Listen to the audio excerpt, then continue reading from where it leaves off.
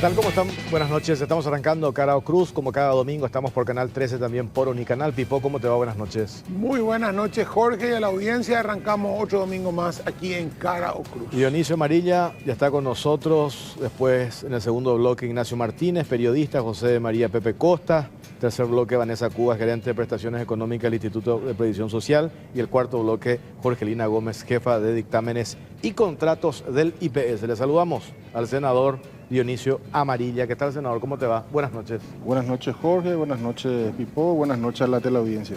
Bueno, a ver, en líneas generales, lo que rescatamos de todas estas convocatorias sobre los tres ejes trazados por la Comisión Bicameral de Investigación, ¿qué es lo que tenemos hasta ahora, senador? Sí, primeramente recordar los tres ejes que hemos definido: investigar, trabajar al interior de la comisión. La primera, que guarda relación con el financiamiento que pudo haberse dado desde las organizaciones sin fines de lucro, las ONGs, fundaciones, a ciertas candidaturas que finalmente terminaron compitiendo en el ámbito político. Yo creo que las noticias son contundentes en ese sentido. Hay elementos suficientes para afirmar que desde las ONGs han permeado recursos hacia figuras que posteriormente no solamente incursionaron en la política, sino que asumieron una postura bastante llamativa, belicosa lo llamaría yo, hacia ciertas figuras de la política, de políticos de raza, ¿verdad? Como es el caso de esta señora abogada que se dedica al mundo de los scratches, la ROA. También opiniones bastante sesgadas que aparentemente estaban orientados o financiados para que así lo sean, como el caso de Santa Agada, la Marta Ferrara. Y una cuestión no menos importante es que en la medida en que profundizamos los estudios encontramos de que no solamente cobraban como directivos de la organización, sino que por cada proyecto que, entre comillas, tenía acompañamiento, financiamiento y que buscaba solidificar la institucionalidad, la estructura de funcionamiento, por lo menos el debate sobre cuestiones de interés público, ellos se autogeneraban remuneraciones. Por ejemplo, Santa Agada, a través de IDEA, administró 2 proyectos, en una cobra 23 millones mensuales, en la otra cobra $1.500 mensuales.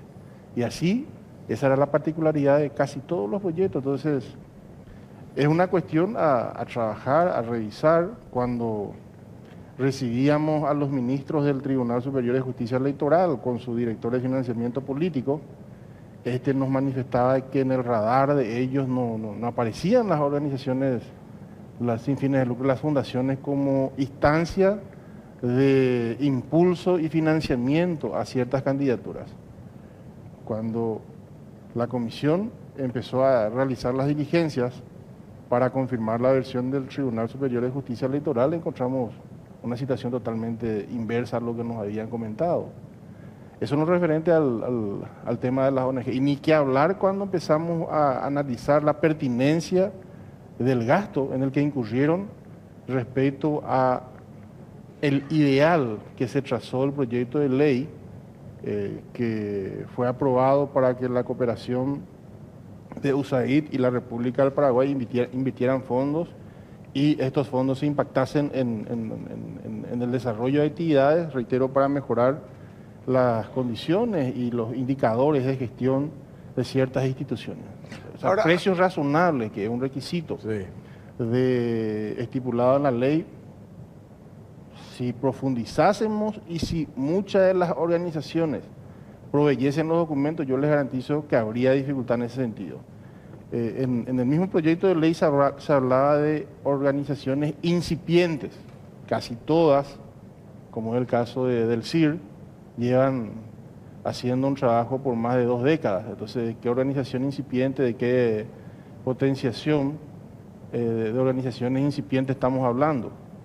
Y si a su vez revisamos el vínculo de parentesco al interior de algunas organizaciones, entre los directivos y quienes hacían de consultores, la cosa se agrava, al punto que uno de los directivos del CIR, Alcaraz creo que era el apellido, Francisco, una Sí, cosa así, Francisco era, Alcaraz. no traje los elementos, pero ya de memoria casi lo sé, figuraba con un salario ultra llamativo, relativamente significativo, pero también a la par él aparece en el sistema de aportantes del Instituto de Previsión Social en situación de dependencia en un tallercito. O sea, hay muchas cuestiones que demuestran en ese sentido una necesidad de hacer ajustes a varias leyes vigentes en la República de manera tal a que ese tipo de situaciones, cuanto menos si se van a repetir, no sean tan fáciles de llevarlas adelante, porque la creatividad e ingeniosidad de la gente evidentemente no tiene límites.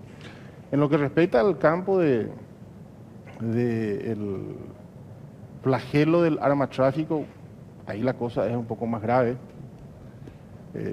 Preocupante te diría, nosotros el jueves pasado, hoy estamos domingo, viernes, hace 3 días, recibíamos a los compatriotas que se dedican a la comercialización de armas y municiones en el Paraguay. Estos nos comentaban, por ejemplo, una restricción ultra discriminatoria que se da hoy en el sistema financiero paraguayo.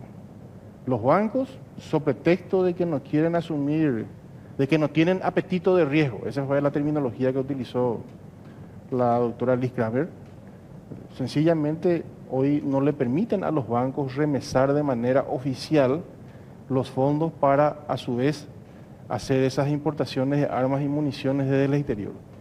Entonces nos preguntábamos nosotros al interior de la comisión y le trasladábamos la pregunta a la doctora Kramer y a quienes la acompañaron, ¿cómo es que para remesar de manera oficial los fondos ponían un sinnúmero de barreras al extremo de negarles hacer esas remesas de manera oficial? Pero sin embargo, a la hora de recibir los fondos provenientes de la venta de armas en el Paraguay no había ningún inconveniente.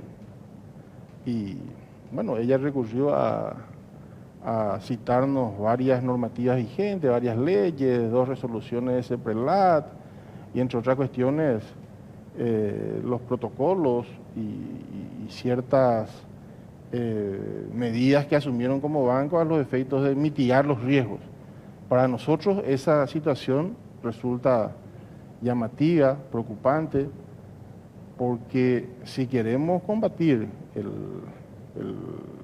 la posibilidad de que fluyan fondos cuyos orígenes no se puedan analizar y que impida la trazabilidad, entonces tendríamos que apostar a la bancarización al 100%, inclusive de la economía.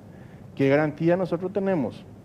Que el importador retire los fondos del banco, en teoría declaren ante aduanas la salida de esos dólares, pero finalmente no vaya a terminar eso en manos de terroristas. Ojalá nunca ocurra ese extremo, ¿verdad?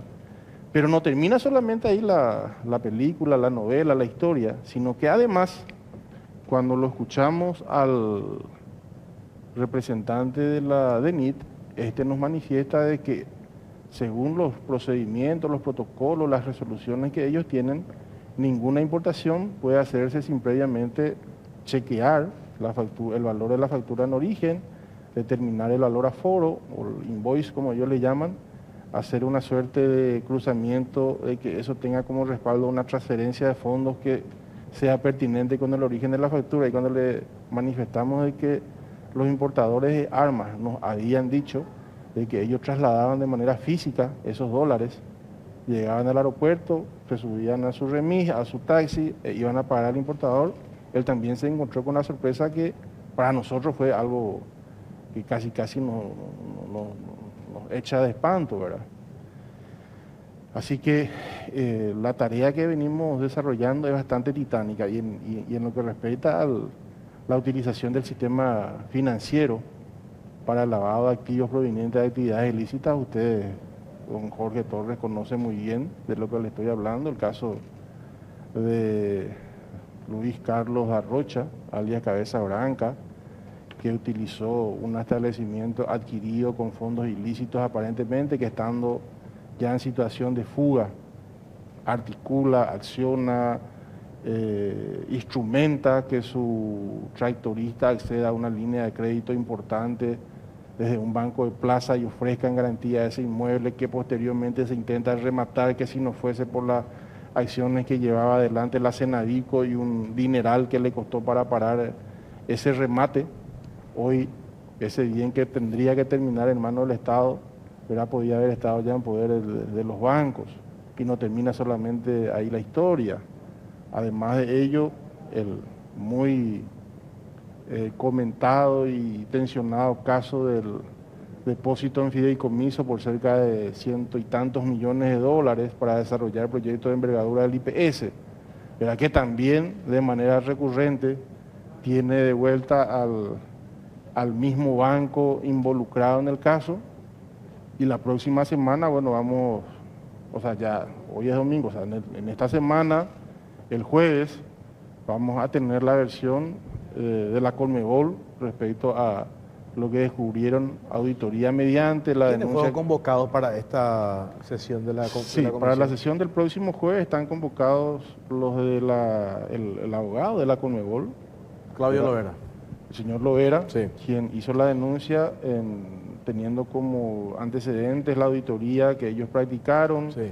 sobre el caso Nicolás Leos, pero también lo convocamos al Procurador General del Estado, porque queremos saber si él en representación del Estado conoce o no lo ocurrido con el caso Cabeza Branca, Estancia Cielo Azul y otros establecimientos, porque son varios establecimientos ganaderos los que están involucrados en operaciones similares con otros bancos de plaza también.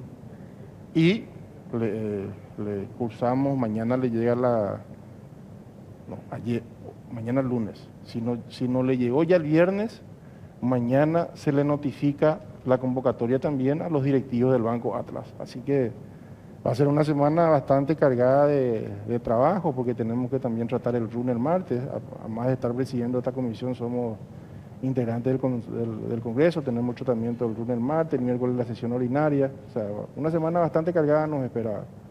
Senador, yo quiero volver sobre el comienzo de lo que hablaste. Primero me encuentro con esto que decide Santa Agata, 23 millones por otro lado, 10 millones de guaraníes en dólares por otro lado en otro proyecto, casi 30 y pico, 33 millones de guaraníes, casi el sueldo del presidente de la República, de una persona que no concursó con nadie, no compitió con nadie. Y acá toda la semana pasada nos hemos rasgado las vestiduras en algunos medios porque había dos chicos que están ganando 3 millones en el Senado sin haber concursado para estar en cargo de confianza. ¿Cómo se explica, como vos decís, que esta persona, cuando concursó para ese proyecto, por qué se le eligió a él, por qué a él se le estaban pagando estos 33 millones de guaraníes mensuales, por qué su proyecto le eligió, quién es él más que otros consultores para hacer ese trabajo, era el mejor precio, era el mejor proyecto, hubo una selección o fue simplemente a dedo? Primera pregunta. Y cuando se habla del tema de la ONG, hay otra cuestión más grave que es simplemente el dinero. Soledad Núñez era candidata a vicepresidente por la Concertación y Soledad Núñez es parte de la ONG Alma Cívica. Soledad Núñez intenta, a través de Alma Cívica, ponerle a la ONG esta como observadora de las elecciones. Un observador tiene que ser alguien imparcial de las elecciones.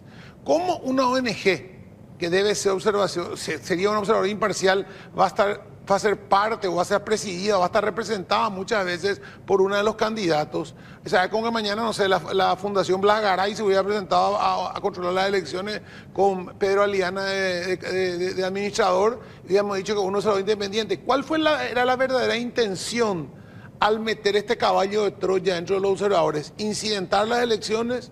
¿Poner en duda las elecciones? Porque esto va más allá de la cuestión económica, va inclusive a intentar destruir la propia democracia, el sistema democrático. Ahí estamos hablando de algo muy grave. Un caballo de Troya metido en un lugar donde tenía que estar, ¿para qué? ¿Con qué objeto?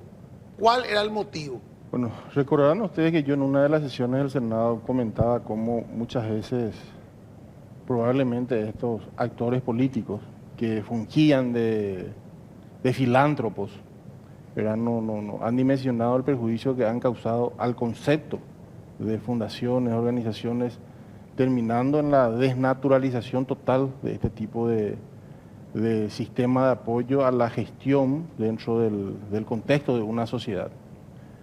Para nosotros resulta de urgencia reinstalar la idea de discutir sobre el rol que tienen que tener estas organizaciones, ¿verdad? Porque es innegable que la literatura académica hace rato viene aludiendo sobre la importancia de que tengan vida, pero sustentada en la institucionalidad y por sobre todas las cosas en el cumplimiento de la misión y visión que ellos mismos de manera voluntaria inscriben en sus respectivos estatutos.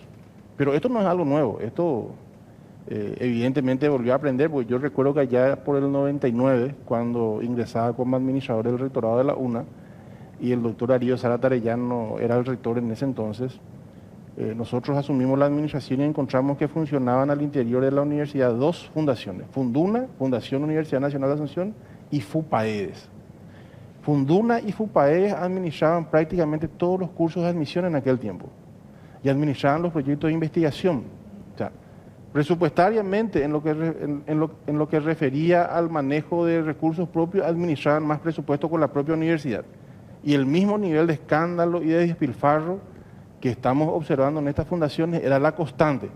Por eso que a mí no me fue difícil hilar acciones, hacer diligencias, solicitar datos y por sobre todas las cosas dejarlos al descubierto, en este caso, en su apetito inusual, descontrolado para despilfarrar recursos, reitero, desnaturalizando la organización. Y claro que tenían como objetivo muchas de estas organizaciones incursionar en la política. Y lo hacían de manera disfrazada porque evidentemente al interior de los partidos políticos ni tienen militancia, ni tienen trayectoria, ni tienen testimonio de vida, ni hay huellas positivas y ¿por qué no? Sin méritos o con deméritos inclusive que se les pueda, entre comillas, señalar. Entonces, utilizaban estas organizaciones de fachada para atentar inclusive contra el sistema de partidos. Y nosotros, en función al trabajo y por sobre todas las cosas, a la sincronización de acciones con los integrantes de la comisión, porque el doctor Leite tuvo una destacadísima labor. Yo quiero aprovechar este espacio para reconocerle al doctor Gustavo Leite, ¿verdad?, el hecho de haberse puesto los guantes, remangadose y sentarse a escribir con nosotros las misivas, las diligencias y a evaluar las estrategias para que esos datos no vengan a la comisión. Bueno, ¿qué hacer a partir de ahora?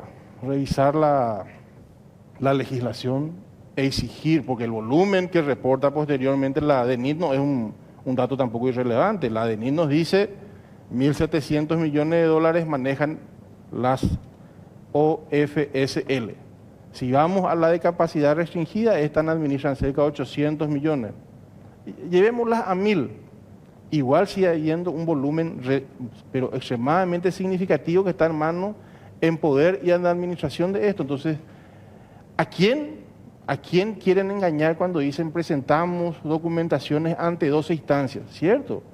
Presentan de que su IVA lo declararon como movimiento, pero nadie que yo recuerde hasta ahora se ha tomado la molestia de hacer un trabajo similar al que hace la Contraloría de manera aleatoria con aquellas que reciben fondos públicos, porque con estas sí somos exigentes, a estas sí le evaluamos con lupa, y gracias a Dios inclusive existen varias de ellas que fueron castigadas de manera severa porque han incurrido en acciones que significaron desmedro en la aplicación de fondos públicos. ¿Por qué tendrían que entonces las que reciben fondos, entre comillas, reitero, que voluntariamente declaran sus directivos en sus estatutos, que trabajarán para quitarle a los niños de la calle, para fomentar la participación ciudadana, para combatir la corrupción, para reforzar el sistema de gobernanza y la eficiencia en el Poder Judicial, aplicar los fondos de manera discrecional como lo hicieron en los últimos tiempos, escandalizándose ante la posibilidad de que se revisen esas aplicaciones de fondos? Evidentemente tenían la intención de ocultar, ¿verdad?, cómo estaban repartiendo alegremente esos fondos y por sobre todas las cosas en el caso del convenio USAID República del Paraguay, si ustedes revisan el convenio van a encontrar que abajo al final de la ley dice, por la República del Paraguay, el canciller. Y ellos dicen, no me pueden pedir explicaciones porque yo soy una entidad privada, recibí fondos provenientes de los impuestos de los americanos o de la Comunidad Económica Europea, y estos políticos son atrevidos que buscan inmiscuirse en nuestra gestión. Ahí hay para pasarnos a otro tema, senador. Hay una valoración sobre el tema de las organizaciones sin fines de lucro, una valoración política que es la que hiciste, en tu condición de político también, ¿verdad? Pero hay una cuestión técnica. ¿Y cuál es esa cuestión técnica? 2019, un trabajo que hizo la CEPRELAT arroja un primer informe. ¿Y qué dice ese primer informe? Gobierno anterior, gobierno de Mario Abdo. Porque aparecen hoy algunos referentes del abdismo y dicen no tiene sentido pero tampoco. El gobierno anterior, donde ellos eran poder, ahí salta un primer informe. ¿Qué decía ese primer informe? Resumiendo, que estamos flojos en materia de control y transparencia de los recursos que manejan las organizaciones sin fines de lucro. Eso fue 2019. 2022 viene un informe de Gafilat. ¿Qué dice Gafilat? La misma historia. Reitero. Estamos flojos en transparencia de los recursos que manejan las organizaciones sin fines de lucro. Ratifica el 18 de agosto del año pasado la doctora Liliana Alcaraz, CEPRELAT. Y ahí desglosan, yo tengo acá el documento, creo que también tenés, senador, aspectos técnicos que justifican ajustes a la normativa para un mejor control.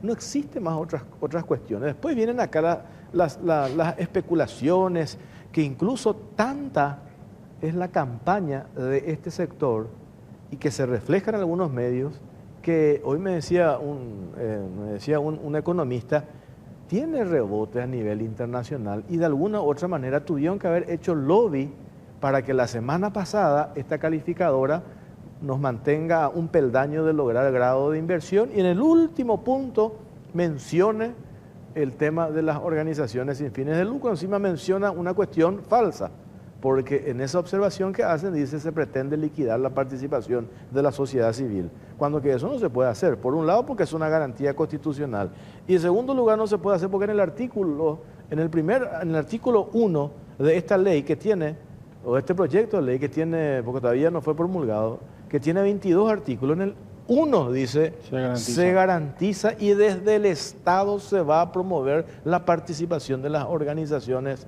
de la sociedad civil en estas organizaciones sin fines de lucro. Entonces, no es un capricho de Dionisio Amarilla, no es un capricho de un sector político, no es un capricho de Leite, no es un capricho político. Hay una justificación técnica para mejorar los sistemas de control en lo que respecta a los recursos que manejan las organizaciones sin fines de lucro.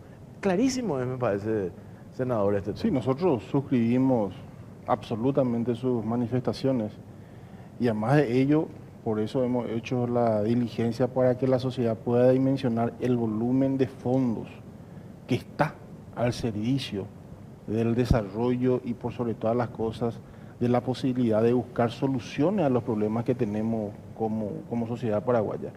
Fondos que muchas veces uno ni sabe, ni sabíamos. ¿Quién se hubiese imaginado que son cerca de 12.000 organizaciones las inscritas? A lo mejor un tercio tienen que gestionar su cierre porque se constituyeron para construir un puente, un alcantarillado, reparación de una calle, de una plaza.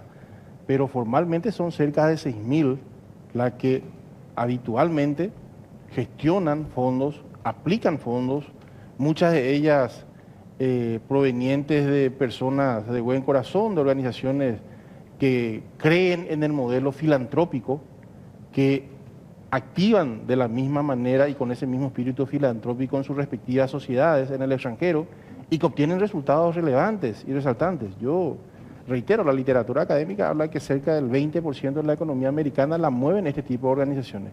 ¿Por qué no aquí? ¿Por qué no podemos obtener aquí resultados impactantes que finalmente va a estimular que se multipliquen más este tipo de organizaciones, que va a estimular que esto se convierta no solamente en una cuestión habitual, sino se traslade a una cuestión cultural, pero bajo el criterio de transparencia? Nosotros, honestamente les digo, no podemos entender cómo personas que probablemente tengan un potencial encomiable, admirable, se resistan sencillamente porque hay unos caciques, a nuestro criterio, con pensamiento primitivo, como el caso de Carrizosa, Santagada, la Marta Ferrara, que están un poco liderando esta campaña de resistirse a no transparentar la aplicación de fondos, teniendo como antecedentes lo de Gafilat, lo de Ceprelac, estas muestras ya empíricas inicialmente, pero documentadas en este momento, y la tendencia de que al inicio la gente estaba incrédula, escéptica, pero hoy les garantizo que el 50% para arriba reconoce de que se ha hecho un trabajo encomiable y que en realidad muchos de ellos no sabían la cantidad de fondos que administraban estas organizaciones. Acá, y para reiterar nomás el tema, decía el diputado Latorre, el presidente de la Cámara de Diputados, se hace muy difícil cuando discutíamos la ley en el Parlamento que nos rebatieran el argumento de que queremos transparencia. ¿Cuál era el motivo por el cual no querían que se transparente? O sea, no es que no queremos que reciba más plata. Nunca se planteó. No es que Dionisio Amarilla o Gustavo Leite dijo, no queremos que se reciba más plata. Queremos una ley para que no venga más plata. Al contrario, que siga viniendo, que venga más también. Pero muestren en qué gastan la plata. Y ese argumento era muy difícil de rebatir por los defensores. Y por otro lado, ellos dicen, no, pero la plata viene de afuera, no es plata del Estado paraguayo. Espera un ratito. ¿En nombre de quién piden la plata? Pide el señor Santagada para él. El señor Santagada pide al gobierno de Suiza, pide a la ONG tal de Holanda, pide al Fondo de Naciones Unidas para el yogur congelado, qué sé yo, ¿para dónde pide?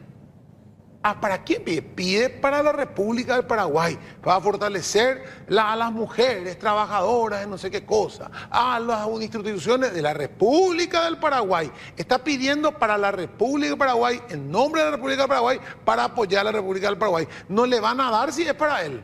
No le pueden dar para él. No es que dice, yo quiero hacer una consultoría para ganar plata yo. No se va con ese argumento a pedir la plata y no viene con ese argumento de la plata, viene con el argumento de que va a ayudar al país. Por eso el dinero es del país, no es de Santagada, ni de Marta Ferrara, ni de CIR, ni de nadie.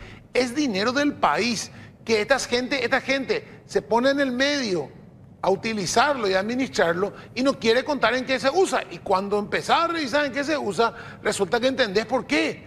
Porque resulta que se dan sueldos para ellos mismos, para sus familiares, para sus amigos, y los resultados son...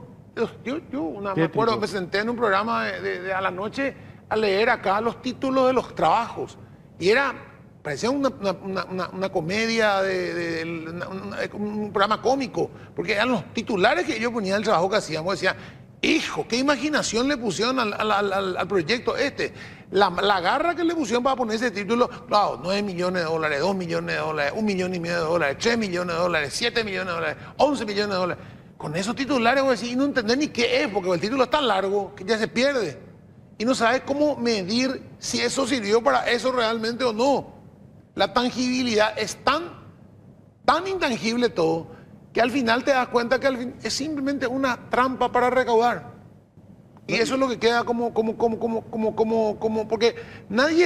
ninguno de ellos salió, están todos enojados, pero ninguno se le va a decir, ¿vieron cómo mejoró la resiliencia de las mujeres campesinas luego del COVID-19? Antes era esta la resiliencia, ahora es esta la resiliencia. Y gracias a esos 3 millones de dólares que gastamos en eso, hoy esas mujeres ya han dejado de ser tan poco resilientes y son más resilientes. Algo mostrame.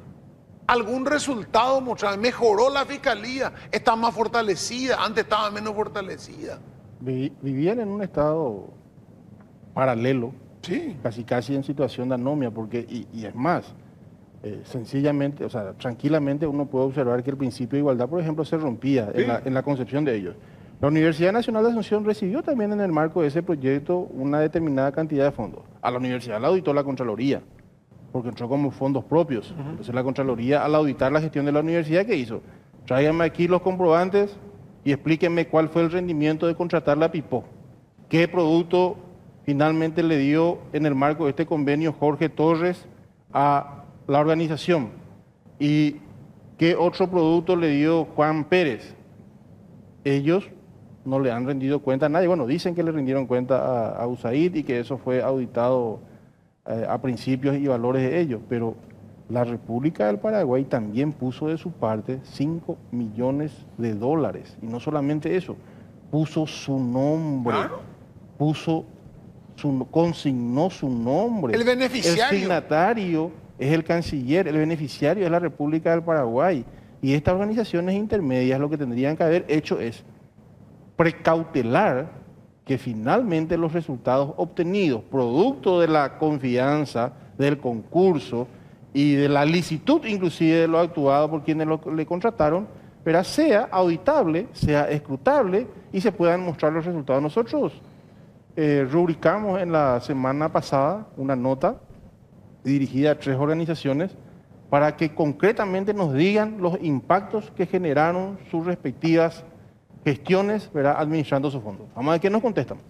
A ver, por último, senador, ¿tienen tiempo? O sea, no tiene tiempo. Está en la conformación de la comisión 15 o 18 de 18 de noviembre. 18 de noviembre.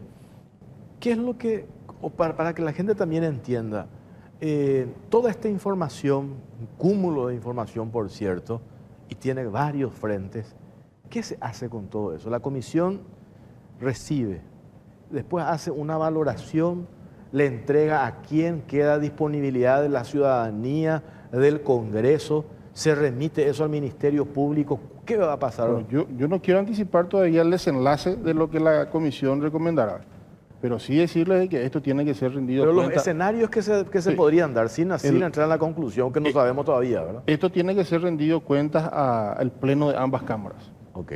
Tendremos que ponernos de acuerdo diputados y senadores integrantes de la comisión en el texto final a ser presentado a ambas cámaras. Evidentemente, pero la tendencia es de que la ley de financiamiento político sea recomendada la revisión desde lo experimentado y constatado documentariamente. Es posible que se remita los antecedentes, por más que ya estén, o se traslade parte de los expedientes al ámbito jurisdiccional, la Fiscalía General del Estado, diciéndole, bueno, todos los elementos acercados, inclusive la ratificación de la fiscala, la ex fiscala que llevaba el caso de apellido Ledesma, creo que era. Lorena Ledesma. Lorena Ledesma, demuestran de que o la Fiscalía tiene que archivar la causa o de una vez por todas iniciar el proceso para juicio oral mediante desestimar otra vez o acusar a los que estuvieron involucrados en el lavado de activos. A la DENIT seguramente se le recomendará revisar lo actuado o lo hacer actuado a futuro cuando de importación de armas refiera y vaya a saber si no existen otras actividades comerciales que también se manejan bajo la misma dinámica y operativa. Nos decía nosotros el señor Lescano, que vino en representación del doctor Orué el jueves último, que situación similar a lo que manifestaban los importadores de armas se da a la hora de hacer importaciones del rubro frutihortícola. O sea, la gente no hace los remesamientos o las remesas de fondos utilizando el sistema SWIFT, que te piden un montón de datos, te obliga a certificar de dónde provienen o provinieron esos fondos, etcétera, sino que se trasladan los valores porque son países vecinos en bolsones, en cartucheras, en maletines, etcétera, etcétera. Entonces,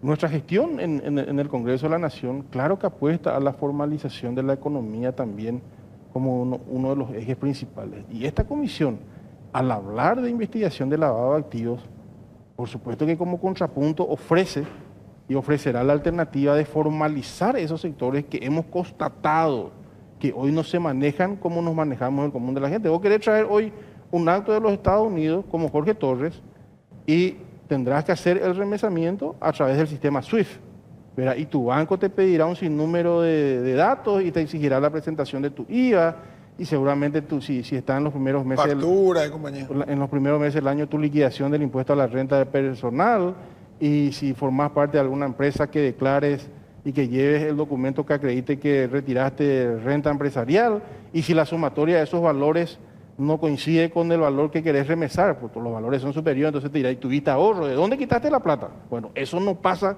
con algunos sectores de la economía. Y ahí hay que revisar la legislación y si administrativamente se tiene que corregir eso, pues la instancia a corregir tiene que darse por enterado que estaba ocurriendo eso. O sea, el trabajo de la comisión ha quitado a la luz temas relevantes que serán informados al Congreso y seguramente el Congreso remitirá su recomendación, así como lo hizo el año pasado la Comisión de Cuentas y Control, a la instancia pertinente para que se tomen las medidas correctivas. Senador Dionisio Amarilla, gracias por su tiempo, muy amable. ¿Terminó nuestro tiempo? Sí. Pues yo quería seguir hablando. No, pues, ahí todavía en otro espacio vamos a seguir conversando. No, Gracias, muchísimas gracias. gracias por el espacio y a las órdenes. Bueno, nosotros hacemos la pausa a la vuelta. Va a estar con nosotros Ignacio Martínez, periodista. Pausa, ya venimos.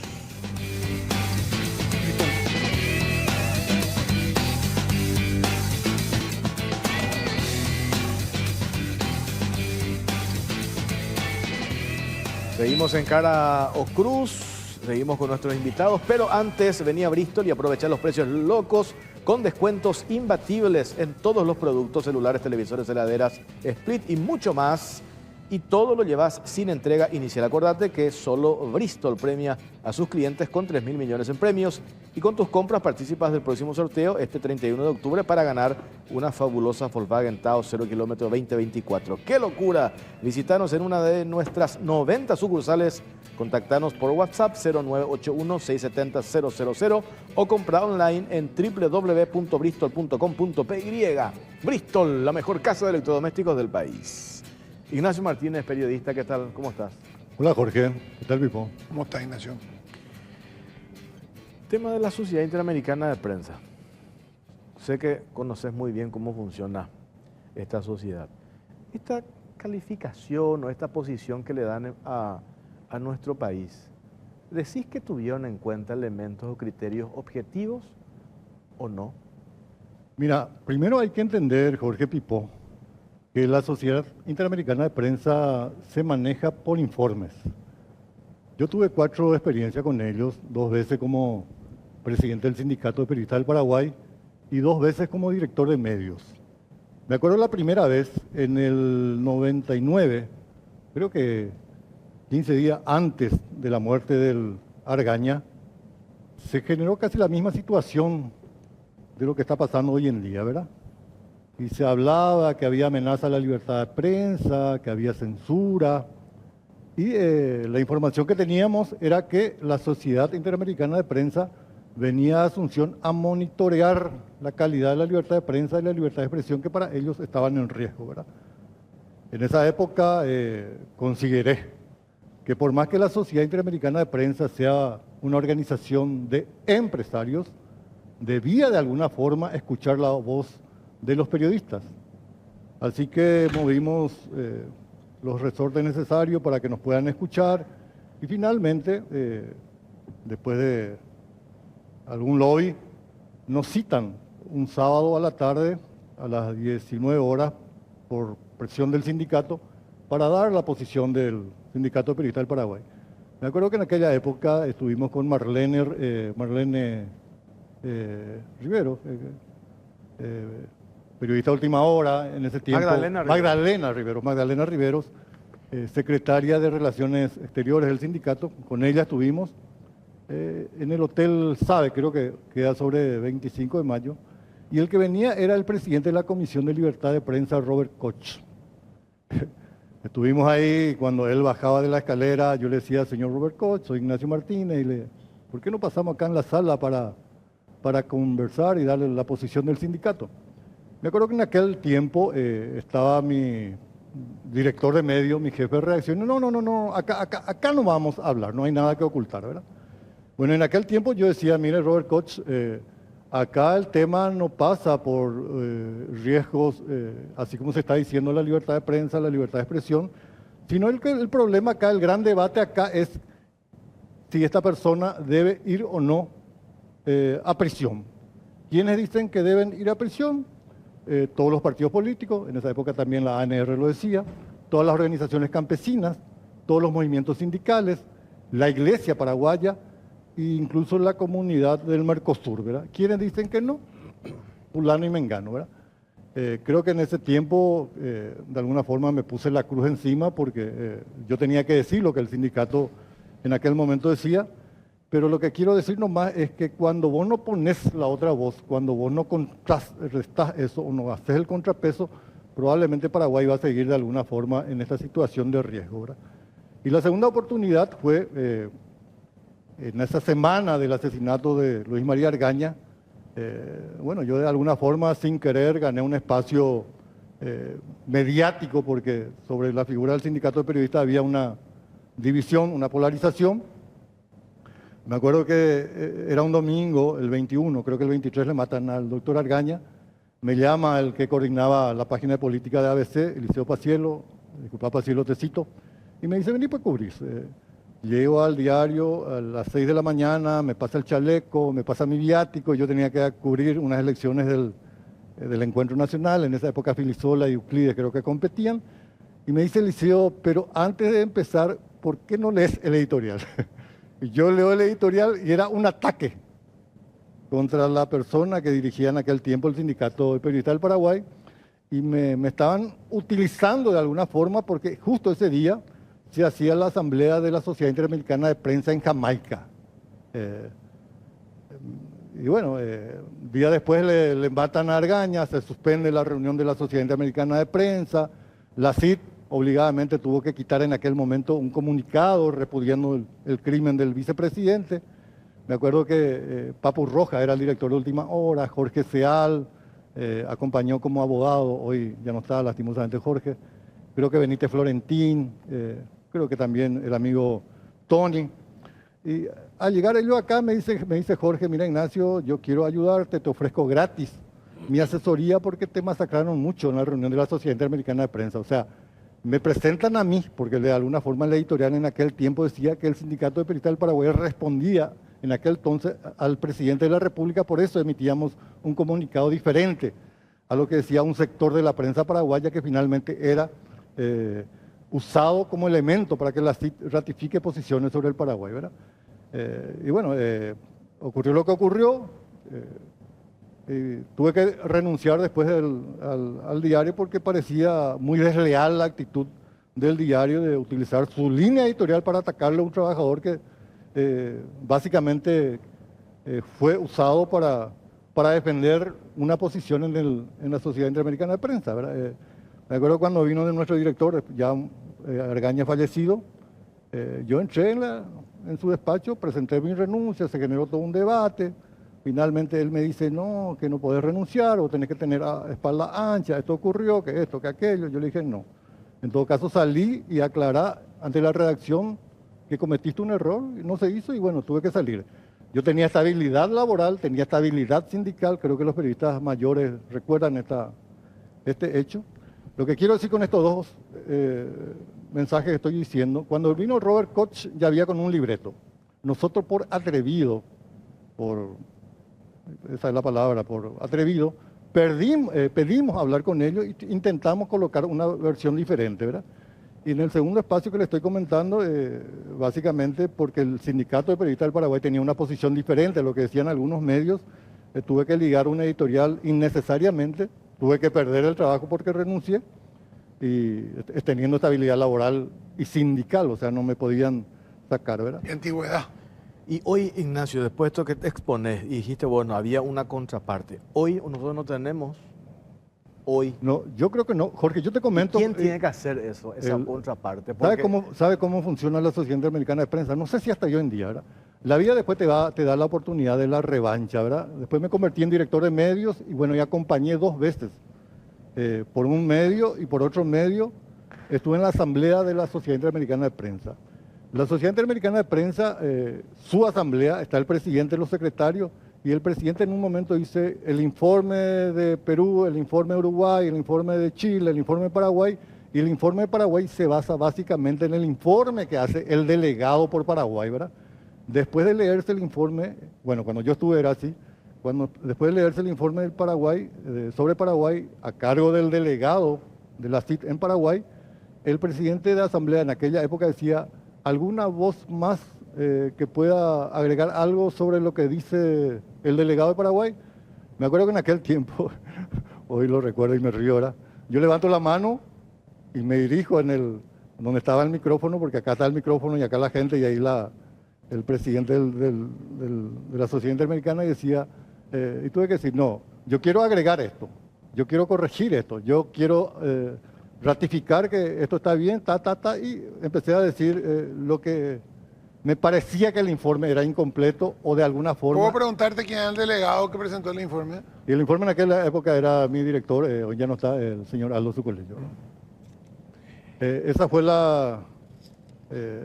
y bueno, yo creo en este caso, no sé quiénes habrán estado en esa reunión, pero yo vi que el presidente de la República inauguró, pero por lo visto él no tenía la información porque al salir ya había un informe sobre Paraguay. Lapidario. Sea, Lapidario. Y lapidario, o sea, acá también, no sé quién le cubre al presidente porque te vas a exponer te reciben con todo y después te dan.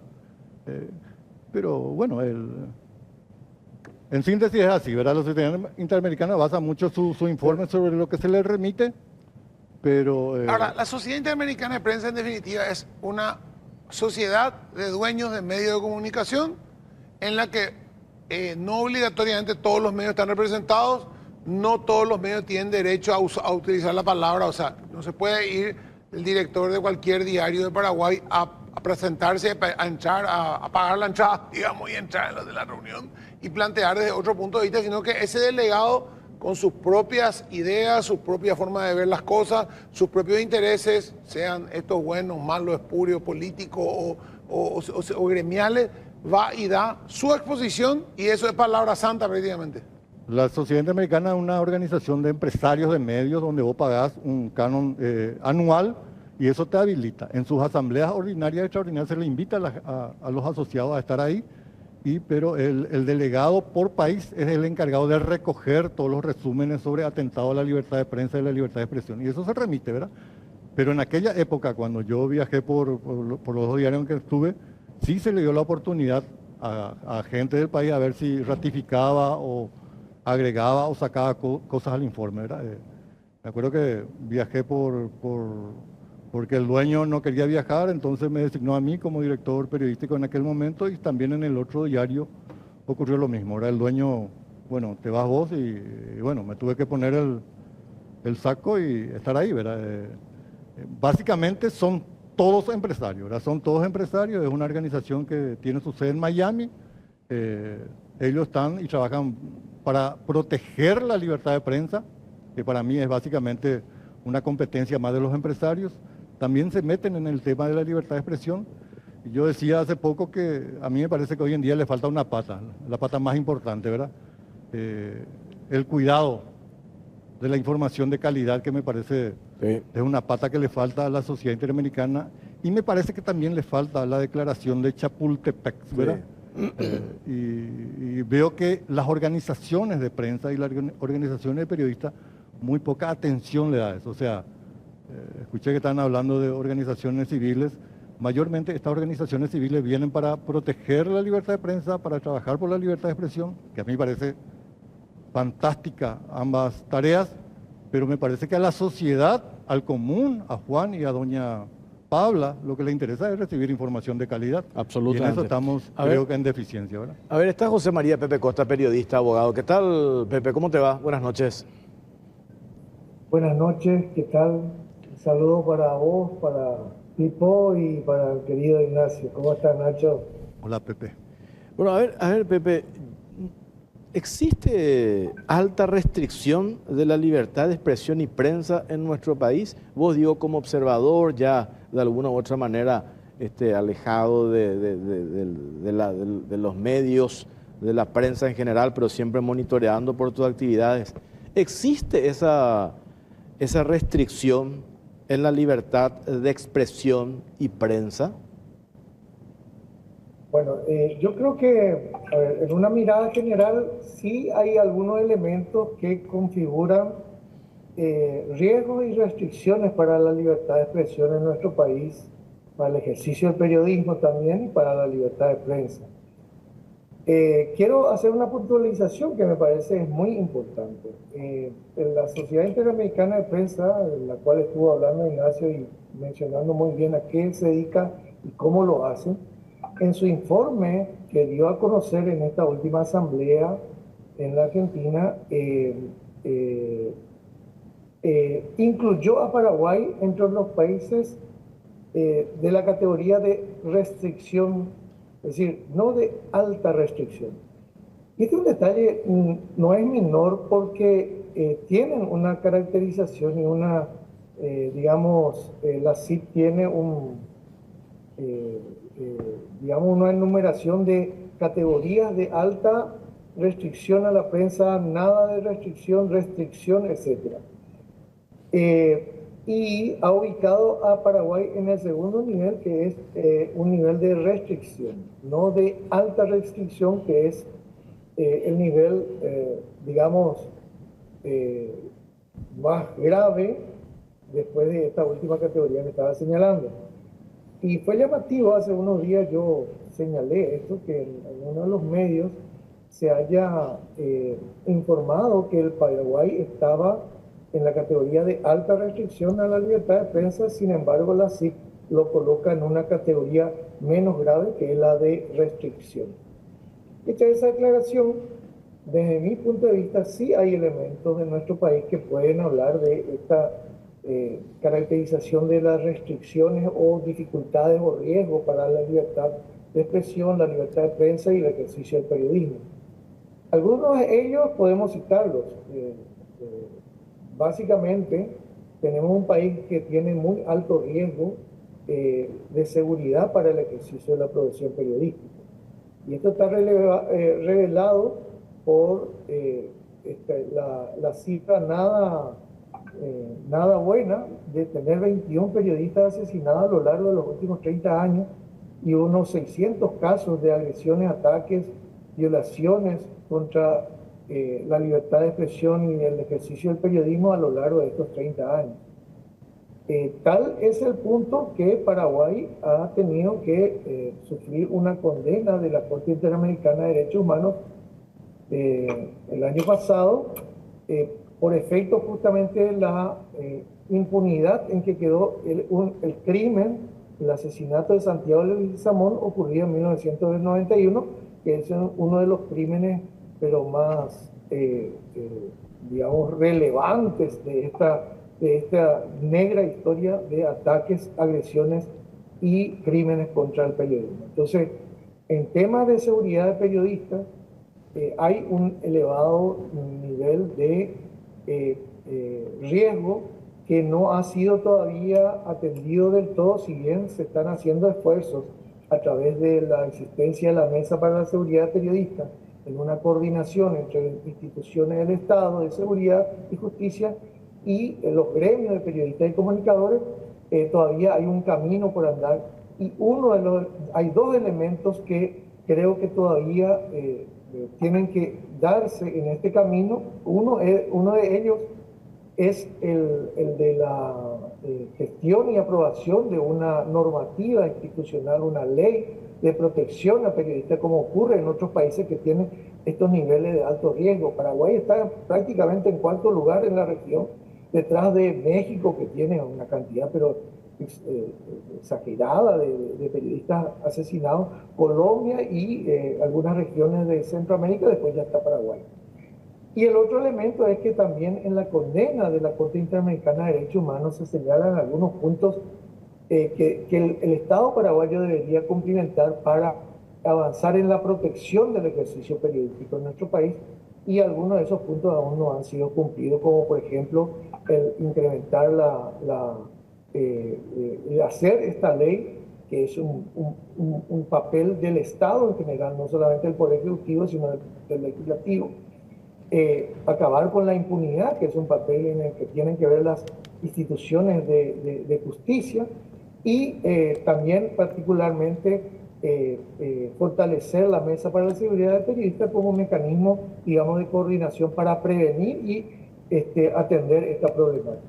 El otro punto importante en el cual podemos señalar que hay se evidencian elementos que restringen o ponen en riesgo la libertad de expresión y también al ejercicio del periodismo en particular, tiene que ver con algo que ha venido estallando en los últimos 1 o 2 años, que es el uso de una ley, la ley 5777, ley que pretende prevenir la violencia contra la mujer, el uso de esta ley para la aplicación de medidas cautelares judiciales que en puridad y en concreto y en la práctica se constituyen como mecanismos de censura a la libertad de expresión y de censura a la actuación y el ejercicio profesional periodístico. En 2 años prácticamente tenemos más de 10 casos que afectan a periodistas y a medios de comunicación a partir de medidas cautelares que son aplicadas en base de esta ley, pero que evidentemente son totalmente inconstitucionales, no tienen relación con las garantías constitucionales de la libertad de expresión y de prensa, y también son anticonvencionales, es decir, van contra la libertad de expresión que está señalada como una de las garantías dentro de la Convención Americana de Derechos Humanos. Ahora, te hago una pregunta. Yo creo que son importantes. Perdón, Pepe, te interrumpí. No sé si te puedo preguntar. Adelante, adelante. A mí lo que me hace ruido de todo esto es cuando, de los últimos 7 años, a mí me ha tocado recibir amenazas, he salido a la calle acá, el canal, a encontrarme con 5 policías de civil, con un diputado ebrio. Me he encontrado con gente en una estación de servicio que me ha venido a agredir y le he tenido que defenderme yo solo porque no ando con guardia. Me ha tocado que un ministro del Interior, Juan Ernesto Villamayor, me haya llamado a amenazar en medio de un programa. Me ha tocado que un ministro del Interior haya hecho grupos de chat para cancelar un programa y pedir que se cancele un programa. Me ha tocado que abogados que por un lado exigen que determinados legisladores abran o no su Twitter, esa misma abogada me ponga una restricción para que no se pueda hablar de un cliente suyo acusado de diferentes crímenes. No se puede hablar de él porque le afecta moralmente y está muy deprimido. Y no hubo ningún reclamo de la sociedad, ninguna sanción de la Sociedad Interamericana de Prensa. No hubo ninguna voz que llevó a la Sociedad Interamericana de Prensa a decir Paraguay no está dándole garantía a los periodistas, porque simplemente estábamos del otro lado de la vereda de los que son los que mandan en la Sociedad Interamericana de Prensa. Entonces, realmente me molesta, sinceramente, y me acuerdo que uno de los pocos que me llamó fue el presidente del sindicato y dijo, vaya a ofrecerme seguridad. Le dije, hermano, ¿qué seguridad me va a dar si el que vino con 5 policías que me ha prestado uno de los 5 policías que vinieron con el tipo? Es medio ridículo, ¿verdad? Y el gobierno, por supuesto, no hizo nada, ni el jefe de policía, ni el comandante, nada, y no necesitaba tampoco que lo hiciera, ¿verdad? Entonces, cuando el problema durante 5 años, la CIP se cayó la boca a esto, porque el diario ABC Color, representado por Aldo Socolillo o su familia, es la que lleva la voz cantante en la CIP para Paraguay. No hubo ninguna sanción a Paraguay, ni ningún discurso contra Mario Abdo Benítez, ni contra el gobierno de Paraguay, ni había problemas en la prensa, ni éramos un país con como restricciones, ¿cómo se llama esto que sale ahora? Y ahora sí. Porque resulta que de repente fulano de tal le dijeron, le amenazaron a fulano le empujaron el micrófono.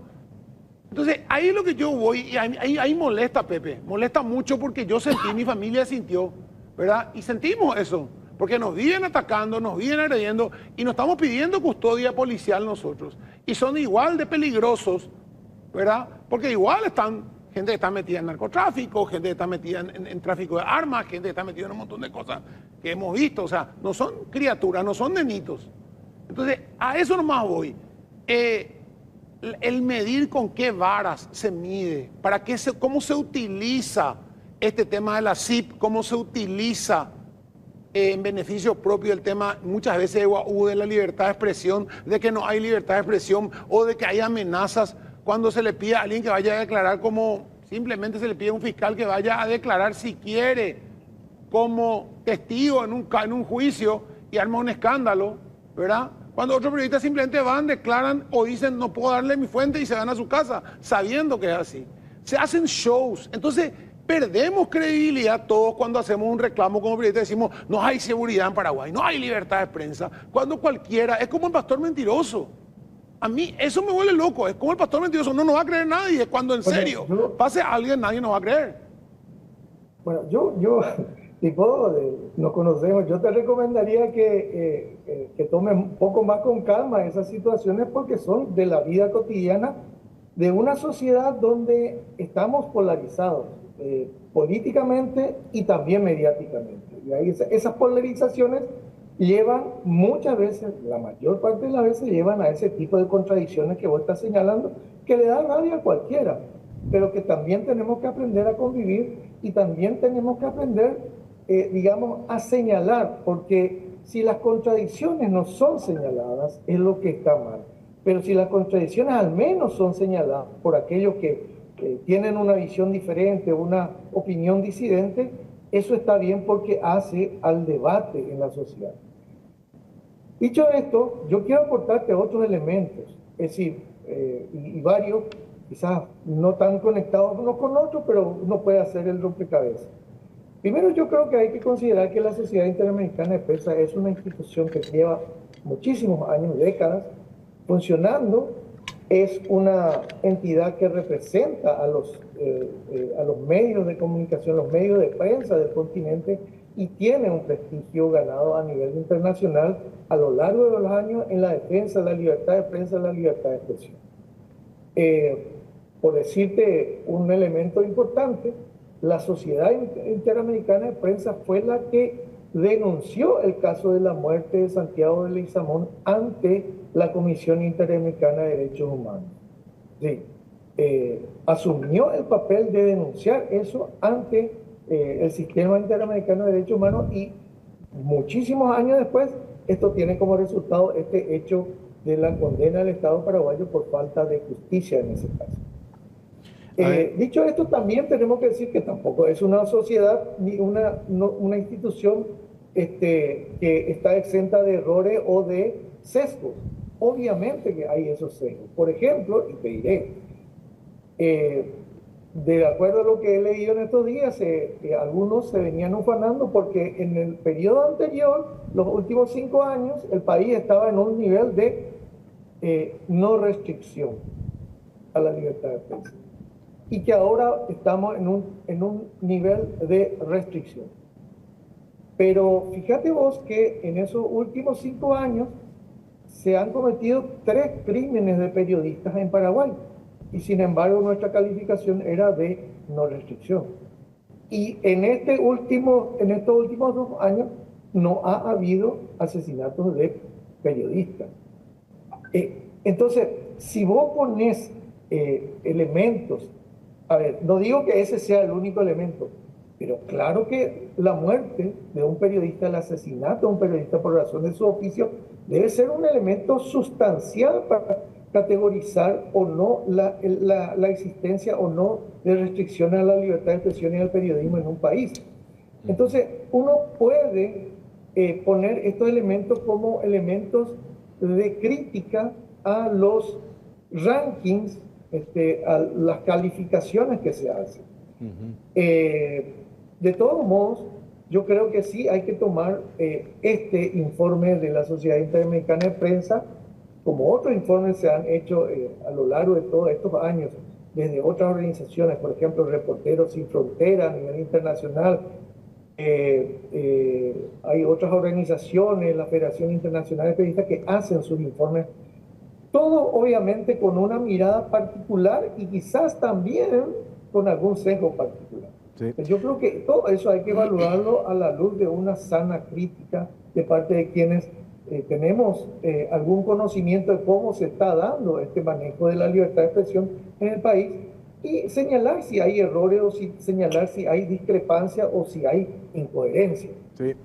Y terminar diciendo que sí, la Sociedad Interamericana de Prensa tiene en nuestro país una representación que es histórica, que es la de ABC Color en esa sociedad. Pepe Costa, gracias por tu tiempo, muy amable. Por nada, muchas gracias a ustedes, saludos. Hasta luego, periodista Pepe Costa. Ignacio Martínez, esto último que decía el colega José María Pepe Costa. Nosotros no hacemos, cuando él hace mención a la polarización, y esa polarización se da en todos los niveles de la sociedad, político, sociedad civil y la prensa también. ¿Cómo paramos la pelota? Te pongo un ejemplo puntual, caso IPS. Caso IPS que venimos nosotros publicando y del otro lado la otra versión defendiendo también los intereses del grupo, ¿verdad? Caso ABC y el banco en cuestión. Y dejamos de lado la cuestión de fondo. ¿Cuál es la cuestión de fondo?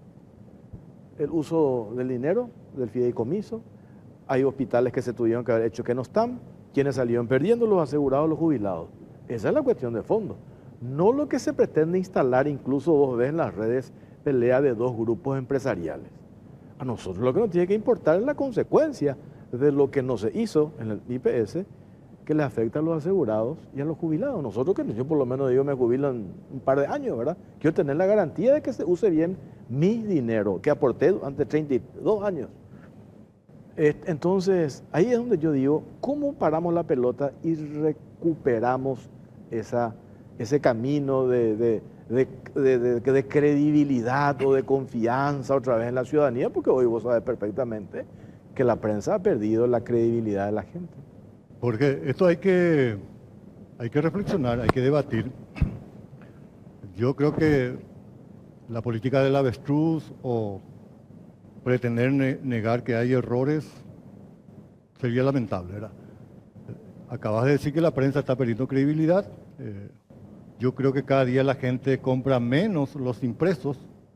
Me parece que la gente hoy cada vez presta menos atención a los espacios noticiosos en radio y televisión. Entonces, algo está pasando, ¿verdad? No hay que subestimar a la gente, ¿verdad? Me parece que todos estamos involucrados acá. Y lo que decía Pepe, creo de alguna forma refleja muy bien. 5 años anteriores, 3 periodistas fallecidos, pero Paraguay califica. En este tiempo no hay, pero Paraguay se aplaza, ¿verdad? Creo que el debate tiene que ser general y nadie tiene que molestarse cuando se le señala la posibilidad de la crítica, ¿verdad? No hay que subestimar a la gente, Jorge. Hay que escucharla con atención. Habría que medir el rating que hoy en día tienen los medios. Habría que entender por qué hoy en día la gente mayormente trata de escuchar alguna música o estar un poquito más relajado. Y probablemente pretender medir la reacción de la gente a veces puede darse también en las elecciones municipales y generales, ¿verdad? Algunos miden por lo que le da el IVOPE, ¿verdad? Pero también vos tenés que medir tu calidad de influencia en la gente. ¿Hasta qué punto vos influís en la gente para modificar, para mantener, para sostener, ¿verdad? Creo que la gente está muy harta de los enfrentamientos y el informe de la Sociedad Interamericana de Prensa, que de alguna forma refleja una posición, es debido a la polarización. Se escuchó una sola voz. La Sociedad Interamericana de Prensa va a seguir de alguna forma generando un posicionamiento importante. Me parece que hay que darle la atención debida. Yo creo que todos los medios deberían estar ahí y de alguna forma hacer escuchar su voz y por sobre todo tratar de modificar este mecanismo de libertad de prensa y de libertad de expresión que estamos hablando, ¿verdad? Yo suelo hablar mucho con Pepe, admiro mucho el trabajo que está haciendo, pero para mí la libertad de prensa resulta insuficiente. La libertad de expresión es crucial para la libertad de prensa, pero la libertad de prensa principalmente resulta insuficiente si es que no le damos a la gente una mejor atención, ¿verdad? Es un trabajo que hay que hacer. Lastimosamente este tema todavía no está instalado ni en la Sociedad Interamericana, ni en la Federación Internacional de Periodistas, ni a nivel de las grandes corporaciones mundiales de prensa, porque hay una alta influencia del sector privado todavía en el manejo de la libertad de prensa, ¿verdad? Y mayormente el achaque a la prensa viene del sector público. Yo reivindico lo que dice Pepe, hay que ser severo con el sector político, hay que ser severo con el sector público, pero si uno mira hoy en día, Jorge, y esto tenemos que debatir si es que queremos mejorar, un montón de grandes apellidos en Paraguay se metieron a ser propietarios de medios de prensa. Ha de haber alguna honorabilidad, presumo que hay algún apostolado, pero también hay un espacio para creer que lo hacen para mantener negocio o para tener alguna pizca de impunidad, ¿verdad? Esto hay que debatir, Jorge, porque finalmente la prensa va a seguir cumpliendo un rol importante y de alguna forma es el nexo principal entre lo público y privado y la gente que recibe información. Ignacio Martínez, gracias por tu tiempo, muy amable. Igualmente. Bueno, Nosotros hacemos una pausa. A la vuelta, Vanessa Cubas, gerente de prestaciones económicas del Instituto de Previsión Social. Pero antes, ¿vos tenés algo vivo? Ya no. Ya no. Pausa, pausa, ya venimos.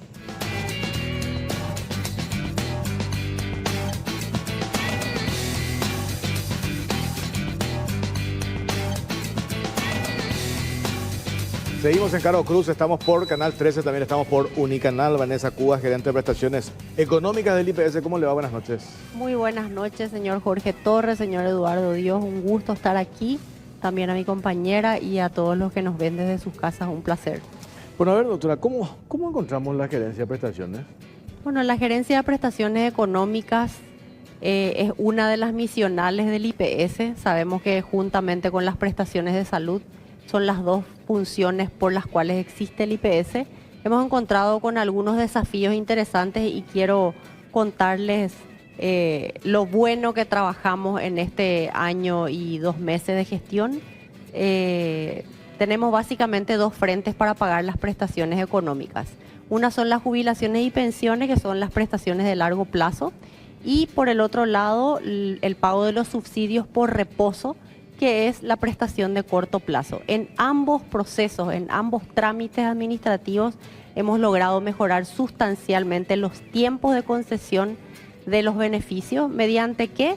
Mediante la implementación intensiva de tecnología en esos procesos. En lo que es subsidios, quisiera concentrarme en uno de ellos, que es la realización de la junta médica que se necesita realizar una persona que tiene un reposo por varios meses y que tiene que demostrar que esa dolencia que padece le impide volver al trabajo, ya sea de manera temporal o definitiva. Esa junta médica hasta agosto del año pasado solamente podía ser solicitada presencialmente al costado del Hospital Central en Asunción, y luego tenía que volver la persona, el paciente, a presentarse físicamente ahí al costado del hospital. Hoy, mediante la utilización de la tecnología, a través de los equipos de telemedicina, estamos realizando ese procedimiento en 41 localidades de todo el país. Entonces, ¿eso qué hace?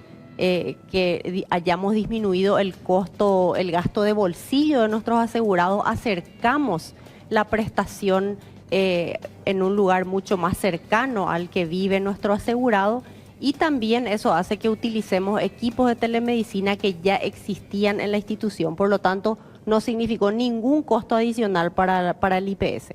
Y por el otro lado, la buena noticia también en la mejora de la gestión en lo que es jubilaciones y pensiones, todas las prestaciones por vejez las estamos concediendo hoy en 24 horas en promedio, señores. Realmente creo que ese es uno de los trabajos en los que estamos demasiado orgullosos. ¿Cómo hicimos eso? Mediante la tramitación totalmente electrónica de los expedientes. Se solicita por la página web del IPS la jubilación, se tramita, se fiscaliza, se liquida, se fiscaliza, y luego en el mismo día yo estoy firmando resoluciones 100% digitales. Con eso, además de ganar tiempo, el promedio de concesión a agosto del año pasado era de 60 días, hoy es 24 horas. El 93% de nuestros procesos los concedemos los beneficios en menos de 10 días, de todos los procesos que tramitamos en jubilaciones. Y en particular los de vejez en 24 horas en promedio. Así que disminuimos los tiempos. Eso significa no solamente un mejoramiento en la gestión, sino que significa sobre todo la seguridad y la continuidad del ingreso de una persona. Porque ¿quién se jubila? Aquella persona que deja el trabajo, se le tiene que dar de baja de su trabajo en un mes, y al mes siguiente con certeza esa persona ya tiene su resolución de jubilación en su mano y ya percibe su jubilación. A ver, está también con nosotros Jorgelina Gómez, jefa de dictámenes y contratos del IPS. ¿Qué tal, doctora? ¿Cómo le va? Buenas noches. Buenas noches, Jorge. Buenas noches, Pipo. Buenas noches a la doctora Vanessa y a la teleaudiencia que nos está viendo. En medio de toda esta campaña de desinformación también que existe en torno a lo que ya se ha hablado un montón, el tema del famoso contrato de fideicomiso y los 828.000 millones de guaraníes. ¿Qué es lo que ustedes encontraron específicamente, si no puedes resumir las cuestiones irregulares en torno a este contrato, doctora? Bueno, este contrato tiene sus particularidades, Jorge, porque resulta ser de que sufrió varias adendas. En un principio el contrato estuvo pensado para la terminación y la construcción de hospitales. ¿Por qué digo terminación? Porque solamente el hospital Ingavi faltaba terminar, o sea, tenía un avance ya importante y le faltaban ciertos detalles para culminar y también equipar. Entonces ahí es donde nace la figura de la fiducia, porque resulta ser de que desde el punto de vista de la Carta Orgánica de IPS, los fondos entre sí no pueden prestarse recursos. Entonces se utiliza una figura legal en el 2016, modificando la Carta Orgánica con la Ley 5655, para que el IPS pueda invertir a través de la ley fiduciaria y hacer este armaje legal. ¿Qué pasó por el camino? Bueno, sufre las adendas en el 2018. Hay 2 adendas que se hacen. Interín, hay un cambio en la estructura organizacional en IPS. El departamento de mantenimiento se eleva a dirección.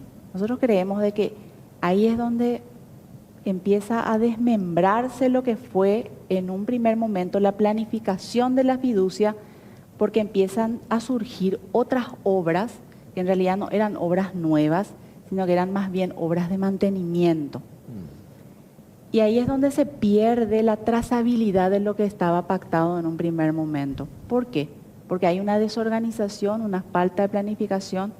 Esto, lo que yo estoy diciendo es producto de una auditoría externa que hizo el IPS, que tuvo que contratar, porque cuando asumen las nuevas autoridades en agosto de este año, lo primero que hacen es, bueno, ¿cómo estamos por casa financieramente?